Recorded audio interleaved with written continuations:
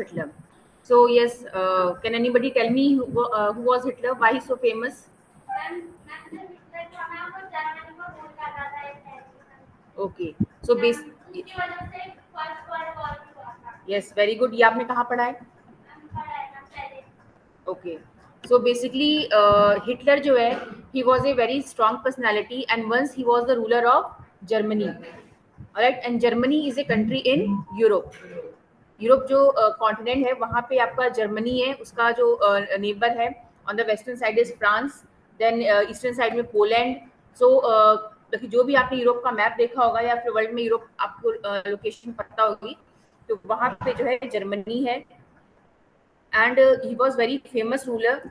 And मतलब जो Hitler है उसको याद आ जाता है because of his barbaric nature. Barbaric nature मतलब जो भी उसका इनह्यूमन तरह से जो भी उसने कुछ लोगों के साथ बिहेव किया था, जो भी उसका हम लोग कहते हैं ना कि अच्छा तुम तो हिटलर बन गए हो, है ना, तुम हिटलर की तरह बहुत शो कर रहे हो. इट मीन्स हिटलर जो था वो कुछ थोड़ा सा आपका स्ट्रॉन्ग पर्सनैलिटी था. और क्या था वो हम लोग इसके बारे में हम लोग स्टडी करते हैं.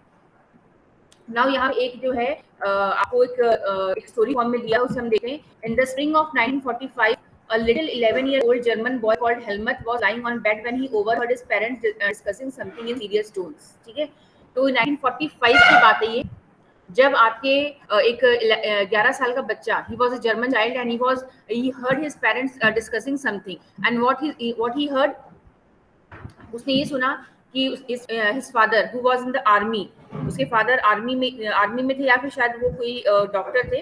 सो उन्होंने अब वो अपनी वाइफ से बात कर रहे थे कि जो है एलाइज पावर जो है वो हमारे जर्मनी में एंटर कर चुकी है. ठीक है ना.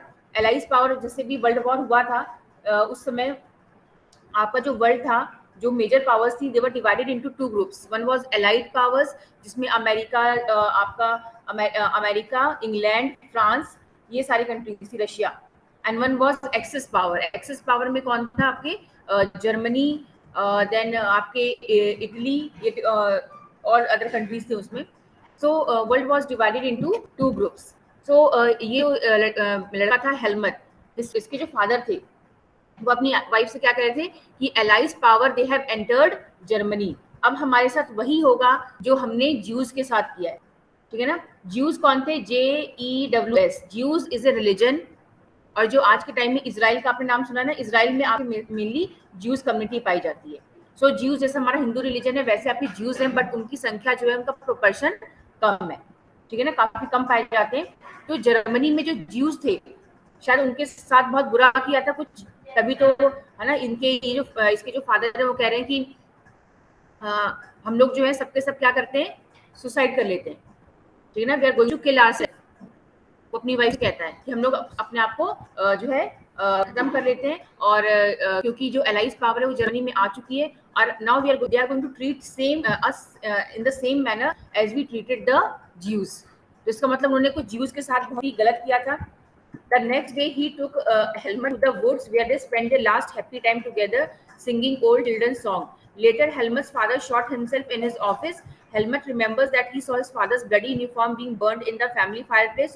So traumatized was he by what he had overheard and what had happened that he reacted by refusing to eat at home for the following 9 years. He was afraid that his mother might poison him. तो फिर उसके father ने जैसे आपने सुना कि ही committed suicide, उन्होंने suicide कर लिया अपने ऑफिस में. और उसके फादर की जो भी ड्रेस थी, यूनिफॉर्म, उसके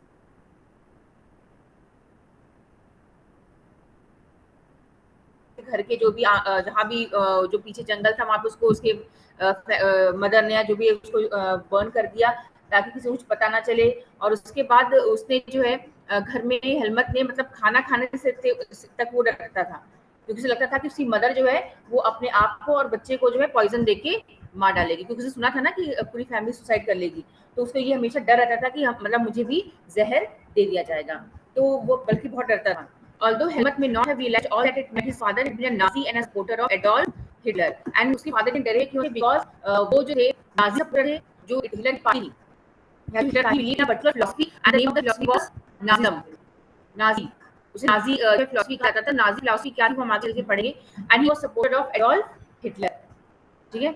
Many of you will know something about Nazi and Hitler. You probably know of Hitler's determination to make Germany into a mighty power and his ambition of conquering all Europe. So what was the ambition of Adolf Hitler? और उसके supporters ने क्यों डरे हुए थे? Because Adolf Hitler जो था उसका ये ड्रीम था दैट वो पूरे यूरोप पे और पूरे वर्ल्ड पे क्या करना चाहता था? कॉन्कर करना चाहता था. He wanted to conquer the entire, पहले Europe and then entire world. ठीक है. एंड ये इसकी एम्बिशियस पावर थी. इसको कहते हैं expansionist policy, policy of expansion. Expansion means to expand, बढ़ाना. ठीक है ना. तो ये जो एक्सपेंशनिस्ट पॉलिसी थी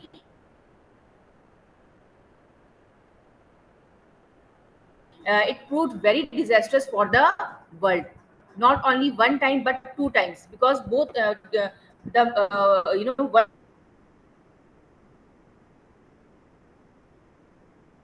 wars, World War I and World War II, both happened because of Germany. पहली वर्ल्ड वॉर वो भी जर्मनी यही मेनली देखा जाए जर्मनी की वजह से थी.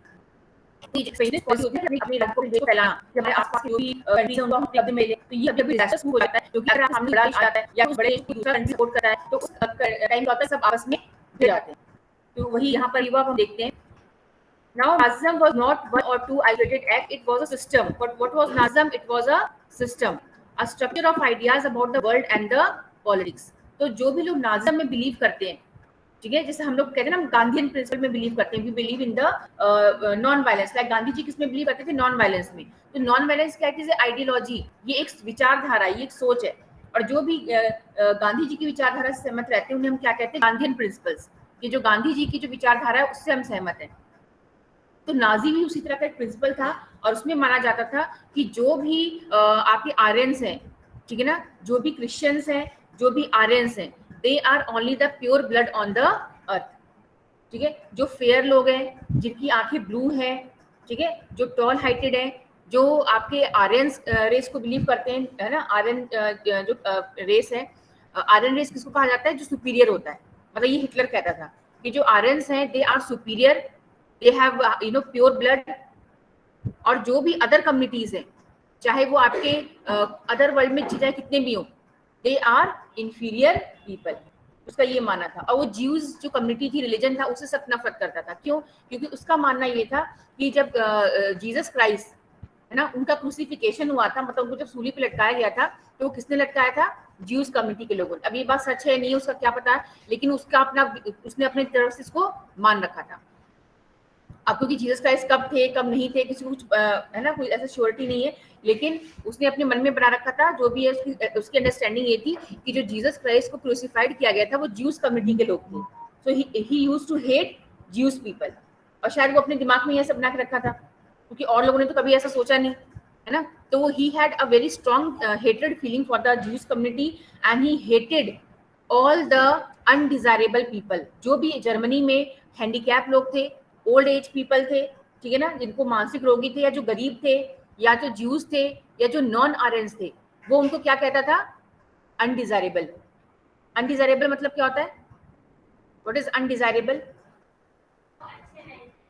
जिनकी चाहत किसी को नहीं होती है. जैसे हम कहते हैं ना, अरे आप सब डिजायरेबल बच्चे हो. मतलब मैंने कहा ना कि तुम्हारे, जैसे मान लो मेरे क्लास में कोई बच्चा बहुत अच्छा है पढ़ने में, तो मैंने कहा कि यू आर डिजायरेबल चाइल्ड, मतलब कि आप जैसे बच्चे क्लास में होने चाहिए. फिर मैंने किसी को कहा अनडिजायरेबल, मतलब तुम्हें नहीं, हम तुम्हें पसंद नहीं करते. सो अनडिजायरेबल मतलब क्या होता है कि एक देश में ऐसे लोगों की जरूरत नहीं है. सो दे आर अनडिजायरेबल पीपल. तो जितने भी जिप्सीज थे, जिप्सीज नहीं होते जो बंजारे टाइप के होते हैं जर्मनी में, जो इधर से उधर घूमते रहते हैं, जिप्सीज हो गए, ओल्ड एज पीपल हो गए, मेंटली रिटार्डेड हो गए, हैंडीकैप हो गए, ज्यूज हो गए, एंड नॉन आर्यन रेस के जितने भी लोग थे, वो उनको क्या मानता था? अनडिजायरेबल. उसका कहना था कि लोग कुछ भी नहीं करते, मतलब एक देश में उनका कोई कंट्रीब्यूशन नहीं है. उल्टा जो बूढ़े लोग हैं, जो हैंडीकैप हैं, जो मानसिक रोगी हैं, वो उल्टा बोझ है देश के ऊपर. तो इनको यहाँ से क्या करना चाहिए? एलिमिनेट. अब ऐसे तो हर देश में पाए जाते हैं ऐसे लोग, तो क्या वहां की सरकार को क्या करना चाहिए? क्या उनको खत्म करना चाहिए? नहीं ना. लेकिन सोचो हिटलर की सोच कैसी थी. उसने कहा, उसने ये नहीं जो छोड़ दे उन्हें, उसका क्या माना था? इन लोगों को एलिमिनेट कर दो, निकालो भी नहीं, एलिमिनेट. हाँ, तभी तो आपने सुना ना कि वो करता था गैस चैम्बर्स में, इन लोगों को ट्रेन में भर भर के पकड़ता था. पूरे जर्मनी में जो उसके जो ऑफिसर्स थे, जो भी उसके अंदर लोग काम करते थे, और उनको ट्रेनों में भर के कि हम आपको कहीं और लेके जा रहे हैं, और उनको लेके जाते और कंसंट्रेशन कैंप में डाल देते। क्या कहते थे उसे? Concentration camp. और उस कंसंट्रेशन कैंप में उनको डालकर वो क्या करते थे, जो पूरा वो लगा रहता था ना, ये पाइपलाइन, उसको ऑन कर देते बंद के दरवाजा, और वो पूरा उसमें से गैस निकलती थी और वो उसी में मर जाते थे। मतलब हजारों लोगों को एक कमरे में डालते, जितना भी कैपेसिटी होती थी। मतलब उसने पूरा एरिया, पूरा गांव फॉर्म में पूरे चैम्बर्स बनवा रखे थे। उसको कहते हैं कंसंट्रेशन कैंप। जब सेकेंड वर्ल्ड वॉर खत्म हुआ है और एलाइड पावर में कौन आता है? रशिया, इंग्लैंड, अमेरिका, है ना, फ्रांस,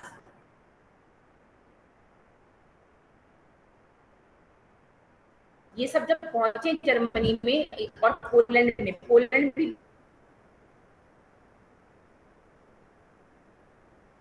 भी सबसे ज्यादा डिजास्टर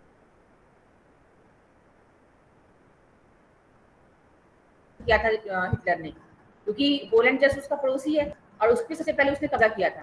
चेकोस्लोवाकिया, पोलैंड, और इन पे कब्जा करने के बाद वहां के लोगों को बुरी तरह से मारा और वहां पे बहुत बड़ा कंसंट्रेशन कैंप बनाया।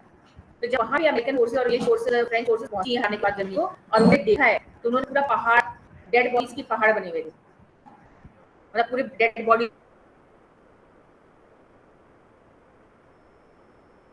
इसको निकाला है वहां से, है ना, निकाल के उनको जब इकट्ठा किया तो पूरा माउंटेन फॉर्म में जगह जगह पहाड़ बने हुए थे डेड बॉडीज के पूरे। और कई लोग ऐसे निकले उसमें से, कई लोगों को मारा नहीं उसने, जैसे जो यंग है ना, जैसे ज्यूज है, लेकिन वो यंग थे तो उसे वहां करवा के मारा, लेकिन वो खाने देते थे, एक बस इतना खाना देते थे कि वो जिंदा रहे।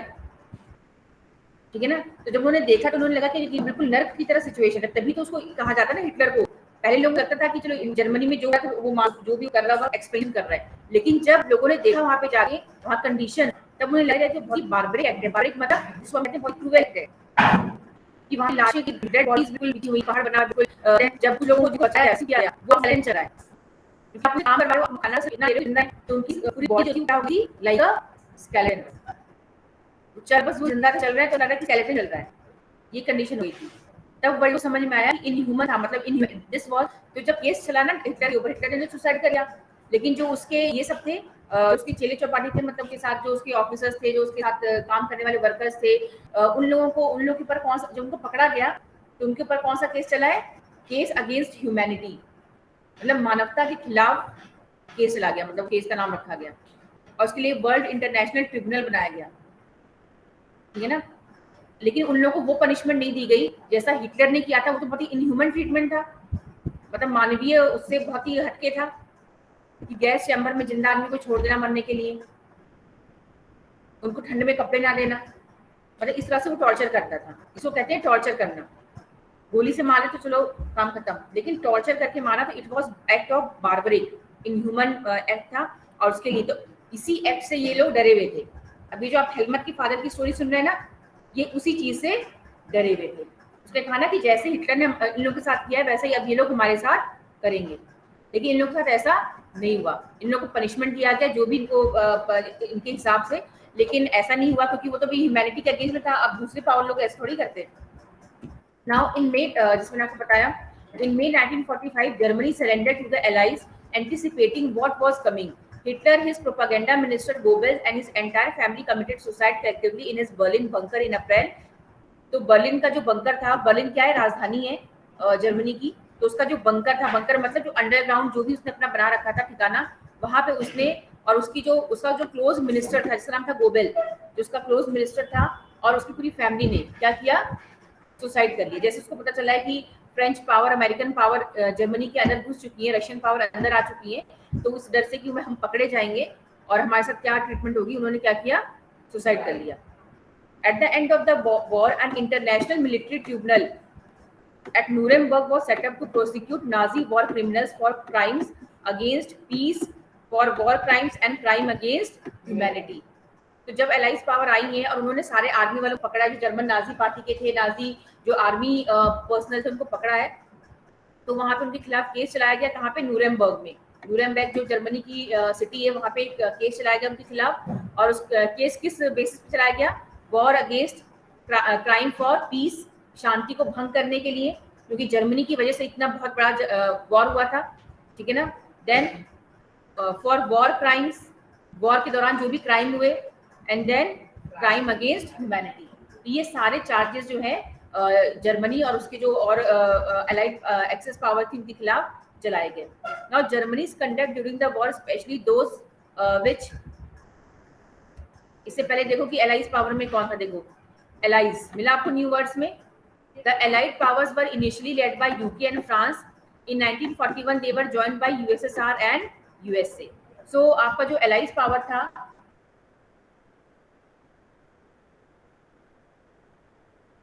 मित्र राष्ट्र जिसको हम कहते हैं, उसमें कौन कौन था, UK and France. But later on USSR and USA they also joined this allied power, and the other was axis power. Axis power में कौन था, जर्मनी, इटली एंड जापान। ठीक है, तो जापान तो ऐसे एशिया में था, तो जर्मनी को नहीं करता, इटली बहुत ज्यादा के लिए, तो लेके जर्मनी के ऊपर सारा जो है ब्लेम आया। Came to be called crime against humanity, raised serious moral and ethical questions and invited worldwide condemnation. What were these acts? तो पूरे वर्ल्ड को इस चीजों ने हिला के रख दिया जो वहाँ पे पिक्चर देखी गई, जो भी वहाँ पे बॉडीज देखी गई, जो भी वहाँ पे लोगों के साथ ट्रीटमेंट हुआ था, पूरे वर्ल्ड में जब ये छपा है, न्यूज़पेपर में गया, मीडिया में गया, तब लोगों को हैरानी समझ में आया, तब ये फेमस हो गया ज्यादा कि हिटलर है ना। हिटलर हम सोच रहे हैं, हिटलर मतलब बहुत कोई कट्टर आदमी है। तो ये सब चीजों को देखने के बाद समझ में आया। Under the shadow of the Second World War, Germany had waged a genocidal war, which resulted in the mass murder of selected group of innocent civilians of Europe. इसको हम क्या कहते हैं, जेनोसाइडल वॉर। तो हिटलर ने क्या छेड़ रखा था, जेनोसाइडल वॉर। जेनोसाइडल वॉर का मतलब क्या होता है, जब आप एक पर्टिकुलर ग्रुप ऑफ पीपल या एक पर्टिकुलर रिलीजन या कम्युनिटी के लोगों को टारगेट करके और उनको मास स्केल पर मारते हो। मास स्केल मतलब एक साथ आपने बहुत लोगों को मारा, ठीक है ना। जैसे हिटलर ने किसको टारगेट किया था, ज्यूज को, हैंडीकैप को, अनडिजायरेबल, उनको नाम लिख दिया था अनडिजायरेबल। तो इन ग्रुप्स को पकड़ पकड़ के उसने खत्म कर दिया। मतलब कहा जाता है कि जब वर्ल्ड वॉर खत्म हुई है और ज्यूज की संख्या कैलकुलेट की गई है, तो कहते हैं कि वो आधे से भी कम बचे थे ज्यूज जर्मनी में। जर्मनी है या चाहे पोलैंड है, जो भी ज्यूज थे उनकी संख्या बहुत ही कम हो गई थी। The number of people killed includes 6 million Jews. तो 6 मिलियन ज्यूज को मार दिया था हिटलर ने। 2 लाख जिप्सीज को मारा था। 1 मिलियन पॉलिश सिविलियंस को मारा था। पोलैंड के जो नागरिक उनको क्या कहते हैं, पॉलिश। जैसे हम इंडियंस को इंडिया के लोगों को इंडियंस कहते हैं ना, वैसे पॉलिश लोगों को 1 मिलियन सिविलियन आदमी को मारा था उसने। देन 70,000 जर्मन्स, उनको मारा था जो कि मेंटली और फिजिकली डिसेबल थे।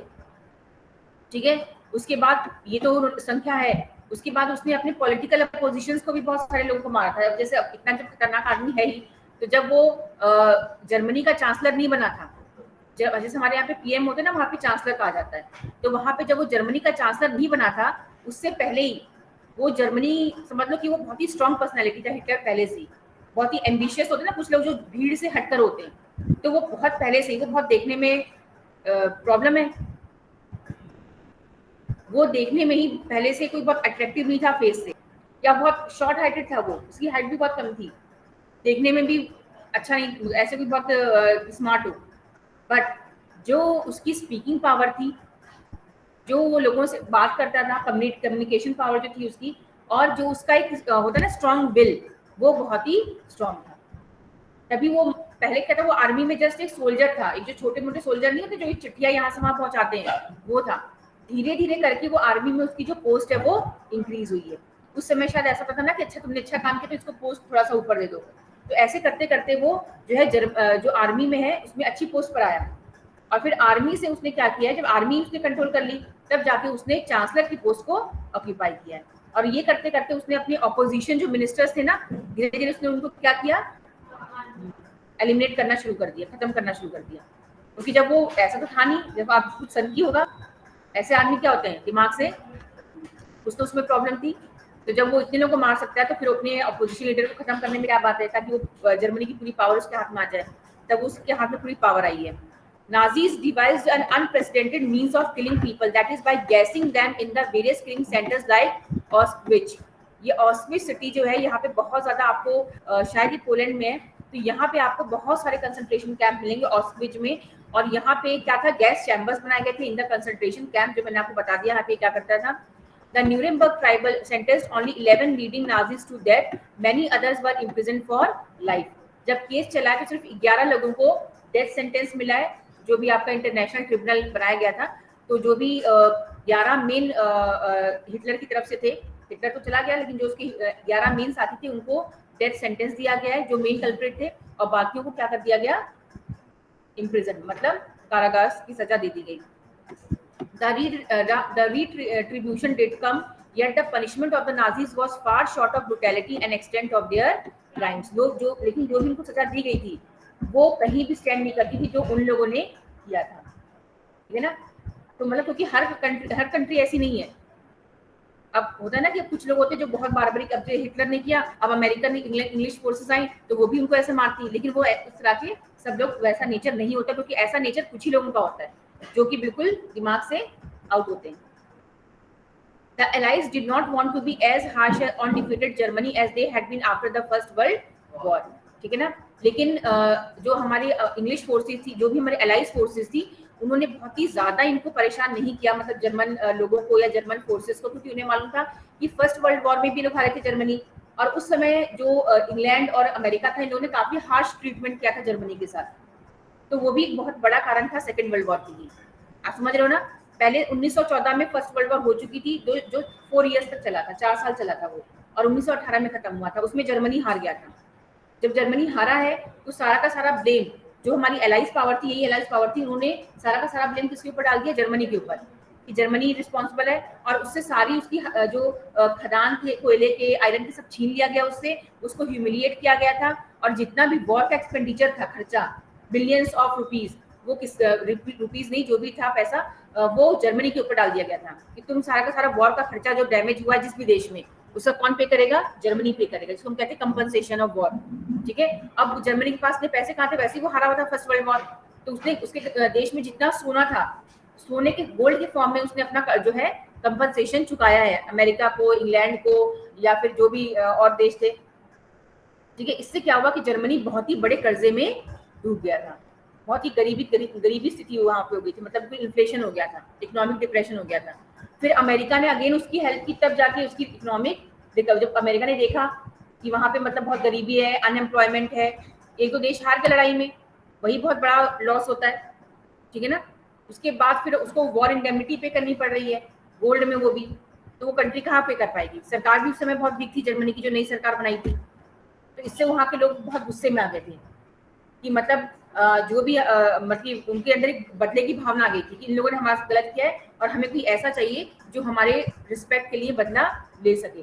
और इसका फायदा किसने उठाया, हिटलर ने, ठीक है ना। तो ये बात एलाइज पावर ने जो है समझी कि हमने फर्स्ट वर्ल्ड वॉर के टाइम इनके साथ बहुत गलत किया था, हमने थोड़ा सा हार्श ट्रीटमेंट किया था, तो सेकंड वर्ल्ड वॉर के टाइम उन्होंने ज्यादा हार्श उनके साथ ट्रीटमेंट नहीं किया कि आगे भी थर्ड वर्ल्ड वॉर के लिए रास्ता हम ना खोल दें, ठीक है ना।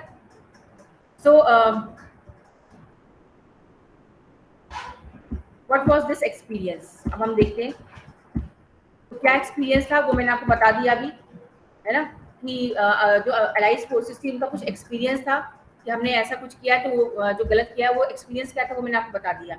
अब वही चीज डिटेल में दी गई है, birth of the Weimar Republic, क्या नाम है, वेमार रिपब्लिक। अब हम कहाँ जा रहे हैं, हम 1945 से पीछे जा रहे हैं, 1914 में, 1914 जो हमारा फर्स्ट वर्ल्ड वॉर है वहां पे हम जा रहे हैं, ठीक है ना। देखो जैसे ही जो है फर्स्ट वर्ल्ड वॉर खत्म हुई, फ्रॉम 1914 टू 1918, अंडरलाइन कर लीजिए, alongside the Austrian empire and against the allies, ठीक है।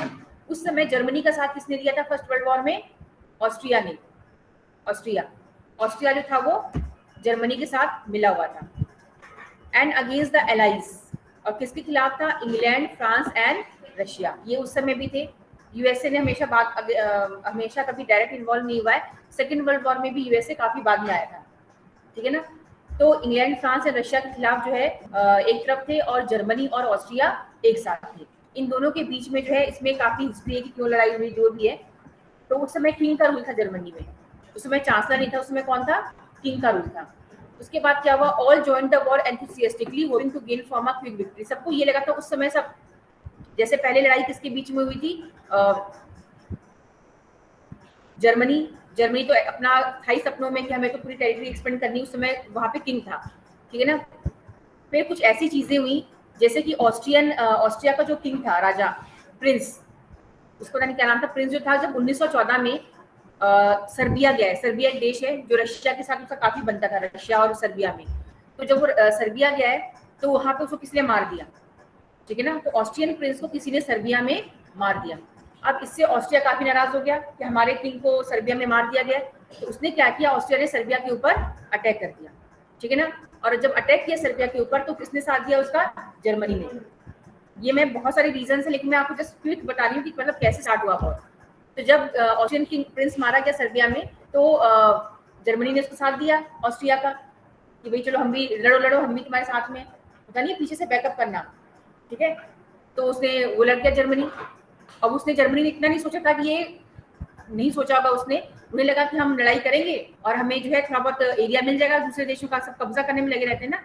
फिर क्या हुआ कि जब सर्बिया से लड़ाई हुई तो फिर रशिया सर्बिया के सपोर्ट में आ गया, क्योंकि उसने देखा ना कि भाई सर्बिया तो छोटा देश है और उधर जर्मनी और ऑस्ट्रिया दोनों साथ में।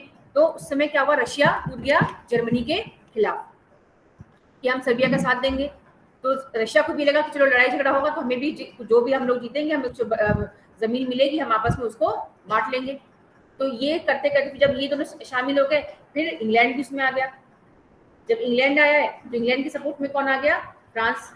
ऐसे करके तीनों ने अपना ग्रुप बना लिया, क्योंकि देखो फ्रांस देन आपका इंग्लैंड, इनका कुछ एथनिक जो है रिलेशन वो सब एक जैसा है, ठीक है ना। तो रशिया, फ्रांस और इंग्लैंड, ये तीनों एक तरफ हो गए। और ये मतलब ये धीरे से शुरू हुआ था, मतलब एक सिर्फ मतलब पहले बहुत सारे रीजन थे, काफी सारे रीजन है, लेकिन ये इंस्टेंट रीजन था, जिसे कहते हैं ना इमीडिएट कॉज, जिसने पूरा भड़का दिया। अब ये सब एक एक करके ज्वाइन होते रहे, इनको नहीं मालूम था कि वॉर जो है 4 साल तक चलेगी अब आगे, ठीक है ना। सबको ये लगा कि चलो हम इसमें पार्टिसिपेट करते हैं, जो जीतेगा उसकी टेरिटरी हमें थोड़ा थोड़ा जमीन तो मिल ही जाएगी। अब ये नहीं पता था उनको कि सबसे ज्यादा डिजास्टर उन्हीं के साथ होगा, और इसमें जो है जर्मनी बुरी तरह से हार गया है, क्योंकि इंग्लैंड, फ्रांस और रशिया, एंड देन उसको सपोर्ट किया किसने, आउटसाइड से यूएसए ने। तो ये जर्मनी और ऑस्ट्रिया के सामने टिके नहीं और बुरी तरह से वॉर में हार गए। Little they realized that the war would stretch on, eventually draining Europe of all its resources.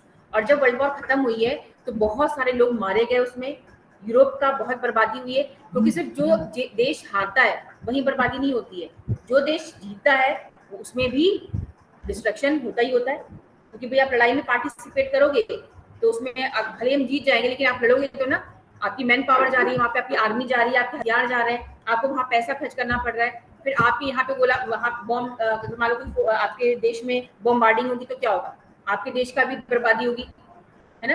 तो पूरे यूरोप में बहुत बुरी तरह से डिजास्टर हुआ था। Germany made initial gains by occupying France and Belgium. Starting में जर्मनी ने फ्रांस और बेल्जियम को ऑक्यूपाई कर लिया था, लेकिन उसके बाद 1917 में 3 साल तक जब लड़ाई चली है, तब तक जो है बैलेंस रहा, जर्मनी और आपस में सब जो है भिड़ते रहे। लेकिन जब 1917 में यूएस ने एंट्री ली है फर्स्ट वर्ल्ड वॉर में, तब पूरा जो है पलट गया, और उस समय एलाइज पावर सबसे ज्यादा जो है पावरफुल हो गई, और उसमें जर्मनी और ऑस्ट्रिया हार गया, जिसको हम कहते हैं सेंट्रल पावर्स, ठीक है ना, वो सब हार गए। तो आज हम इतना ही कवर करेंगे।